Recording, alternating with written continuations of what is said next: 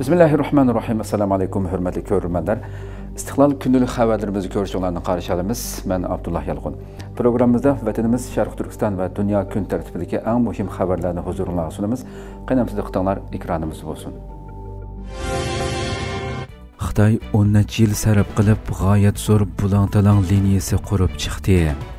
Xitoy Sharq Turkistonda kengaytib qurayotgan atalmish G'arbning gazini sharqqa yetkazish 3-liniyasining o'ttir bo'ligida birlashma to'sh siniqi 30-oktyabr tamomlangan bo'lib, buning bilan Sharq Turkistonning tabiiy gaz boyligini bulang-talang qilib Xitoyga to'shaydigan mazkur liniyaning butun qismi to'liq ishga kirishtirilgan.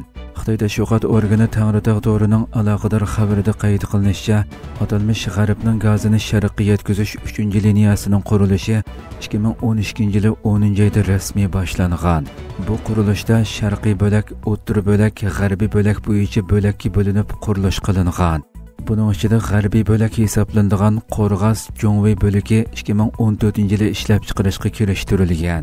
Sharqiy bo'lagi bo'lgan Jian Fuzhou bo'lagi 2016-yili ishlab chiqarishga kirishtirilgan. O'ttir bo'lagi bo'lgan Jo'ngvey Jian bo'lagida 2021-yili 9-oyda qurilish boshlangan. O'ttir bo'lakning yadroliq tarkibiy qismi bo'lgan Jo'ngvey Zaoyang bo'lagi bu yil 26-sentabr butun liniya bo'yicha tutashtirilib ishlab chiqarishga kirishtirilgan va 30-oktyabr ishlab chiqarishga kirishtirishning to'liq sinovdan o'tganligi e'lon qilingan. Ma'lum bo'lishicha, atalmish G'arbning gazini sharqqa yetkazish 3-liniyasi Qo'rg'as nahiyasidan boshlanib, Xitoyning Fujian o'lkasidagi Fuzhouda oxirlashadi ekan. Liniya Xitoyning Gansu, Ningxia, Shanxi, Henan, Hubei, Hunan, Jiangxi, Fujian, Guangdong qatorliq o'lkalardan o'tadigan bo'lib, umumiy uzunligi taxminan 7378 kilometr keladi ekan. Yillik gaz yetkazish miqdori bo'lsa 30 milliard kub metr ekan. Hozirga qadar Xitoy Sharq Turkistonda atalmish G'arbning gazini sharqqa yetkazish liniyasini 4 ga yetkazgan. Umumiy liniyaning turbi-to'ri sistemasi 20 ming kilometrdan oshadigan bo'lib, bu Xitoyning g'ol liniya tabiiy gaz turbi-to'ridagi gaz yetkazish miqdorida 40% ni egallaydi ekan.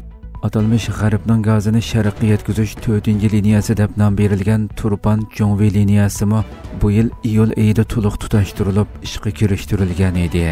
Xitoy yillardan buyon uzun yillik plan g'oyat zo'r xarajat orqali ishg'oliyat ostidagi Sharq Turkistonning tabiiy boyliqlarini bulang-talang qilish yo'llarini ko'paytirib, Xitoyga to'xtovsiz to'shimoqda. Sharq Turkistondagi tabiiy boyliqlar orqali energiya bexatarligini kafolatlantirishni ta'kidlayotgan Xitoy mos qadamda irqiy qirg'inchilik jinoyatini davomli qattiq ijro qilmoqda. Uyg'urlarning mujodalasi tasvirlangan teatr Turkiyada kuchlik olqishga erishmoqda.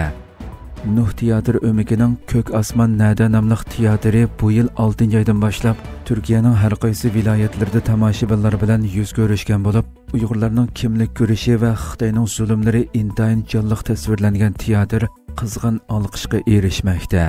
Mazkur teatr texi yaqindala Yalovaning Chinorjik shahrida tomoshabinlar bilan qayta yuz ko'rishdi. Kimlik, madaniyat, til va erkinlik temasini asos qilgan bu teatr tomoshabinlarga ham o'zgacha his tuyg'u ham o'yga solgan daqiqalarni sundi. Har qatimqiga o'xshashla bu qatimmi zalg'inliq to'lgan Chinorjik xalqi mazkur teatrga va artistlarga zo'r olqish yangratdi. Artistlar sahna mahorati orqali turk dunyosining o'rta qimmat qarashlarini, Sharq Turkistonning madaniyat merosini va kimlik ko'rishini jonlantirib berdi. An'anaviy kiyim-kechak, Uyg'ur musiqalari va sahna o'rinlashtirishi yuqori baholarga erishdi. Garchi Turkiyadagi har xil axborot vositalarida, faoliyatlarda, yig'inlarda Uyg'urlar tortayotgan fojia tilga ilinib kelayotgan bo'lsa-mu, buningdan burun Uyg'urlar boshdan kechirayotgan zulmni bevosita yoritib bayon qiladigan kasbiy teatr shaklidagi asar yo'q bo'lganlikdan aloqador xabarlarda Ko'k osmon nada nomli bu teatrga qarata Uyg'urlarning hozirgi vaziyatini ko'rishini bayon qilish jihatdan Turkiyada tunji qatim sahnaga chiqqan asar, Uyg'ur masalasini teatrga aylantirgan boshlamchi asar, butunlay Uyg'ur masalasiga beg'ishlangan teatr degandek sifatlar o'rin olmoqda.